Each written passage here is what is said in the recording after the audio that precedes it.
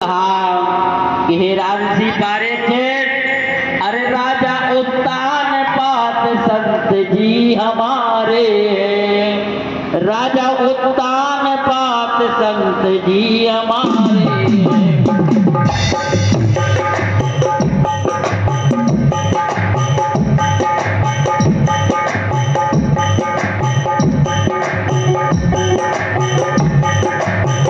राजा उत्तान पात संत जी हमारे हैं, राजा उत्तान पात संत जी हमारे हैं।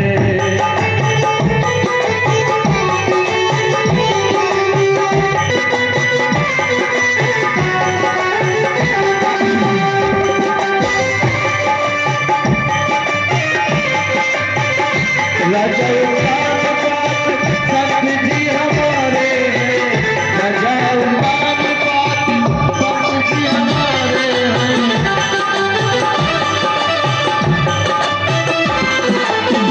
राजा उत्तान पात संत जी हमारे हैं, राजा उत्तान पात संत जी हमारे हैं, राजा उत्तान पात संत जी हमारे हैं। राजा उत्तान पात और उनकी पत्नी का नाम सुनीति, और राजा रानी अपने राज में रहे। रानी को संतान उत्पन्न नहीं हुई तो राजा उत्तान पात और विचार करने लगे। इधर सुनीति ने कहा कि हे स्वामी, कोई उपाय कीजिए और नहीं तो दूसरा विवाह कर लीजिए, क्योंकि संतान से मुक्ति छुपी होती है। अब तो रानी के बहुत मनाने पर राजा ने एक बार विचार किया और सुरुचि को ब्याह के ले आए। सुरुचि आई और आते ही कहने लगी कि देखिए, जो यह मेरी जिठानी है, इनको अलग रहना पड़ेगा। सुनीति ने कहा कि बहन, तुम चिंता ना करो, तुमको तो अच्छे से रहना है, और इधर कांच की मड़ैया बना करके और सुनीति रहने लगी।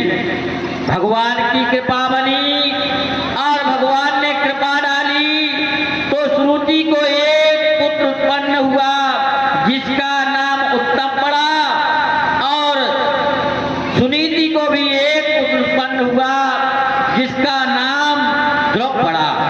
दोनों बड़े होने लगे। अब वह कुटिया में से ध्रुव आवे और महल में से उत्तम आवे। एक दिन उत्तम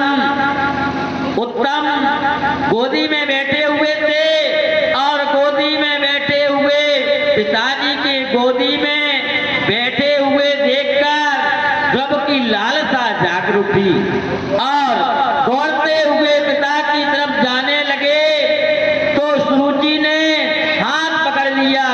उधर कहाँ जाते हो? बोले पिताजी की गोद में मुझे बैठना है। बोले पिताजी की यदि गोद में तुमको बैठना है तो पहले भगवान की तपस्या करो, और तपस्या करके यह वर मांग लेना कि सुरुचि के गर्भ से मैं जन्म लूं, तब तुम वहां बैठने की अधिकारी हो। यह तो रोने लगा, हाथ पकड़ करके उसको गिरा दिया सज्जनों। अब तो देखो, मन में ध्रुव के मन में विकार उत्पन्न हो गया। मैं बताता हूं कि देखिए, उधर में कभी विकार नहीं बनाना चाहिए। परिवार में, गांव में, देश में, क्षेत्र में यदि कोई बात है तो उसको विकार मत बनाओ। विकार बनने से पूरा जिस प्रकार भोजन बाहर आ जाता है, उसी प्रकार वह विकार अनिष्ट हो जाता है। विकार को नहीं लाना चाहिए, उसको तो दिमाग में रखना चाहिए, दिल में नहीं उतारना चाहिए। लेकिन ध्रुव जी ने यह बात दिल में उतारी, अपने माता सुनीति के पास पहुंचे और माता से कहा, माता मैं पिताजी के गोद में बैठना ही चाहता था कि छोटी माता ने मुझे और गिरा दिया। बोले कुछ तो कहा होगा, तुमको तो ज्ञान ही दिया होगा। बोले वह कहती थी कि वन में जाओ तपस्या करो। बोले पुत्र वह सही तो कहती थी, तो और कुछ कहा? बोले और कहा है कि यह वर मांगना, जब भगवान प्रसन्न हो जाएं तो मेरे उदर से जन्म लेना। बोले बस यही बात उनको सही पता नहीं थी। वन में जाओ, भगवान की तपस्या करो। देखो यहाँ तो संसार के पति होते हैं और पति उदर पोषण करते हैं, लेकिन वह तो मेरे जगत पति हैं। यह तो जो तुम्हारे पिता हैं, पालक पिता हैं, और जिनकी तुम तपस्या करने जा रहे हो वह जगत पति हैं। ध्रुव जी छोटी सी उम्र में, 5 वर्ष की उम्र में और वन में जाने लगे और